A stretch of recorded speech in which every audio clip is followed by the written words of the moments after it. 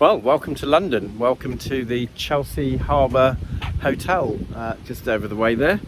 So Christina and I are here ready for tomorrow's UKESAD conference, where Christina will be one of the speakers at the conference on Tuesday. And we're also here to launch the Academy's 48-hour mood repair challenge.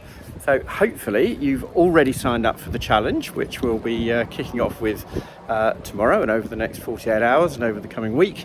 If you haven't signed up for it yet, go to the link that you'll see somewhere around this video, and let's jump in together. Let's work together to get some change coming to your moods in very quick order, using the power of amino acid therapy. So if you haven't signed up yet, find the link, and we look forward to working with you.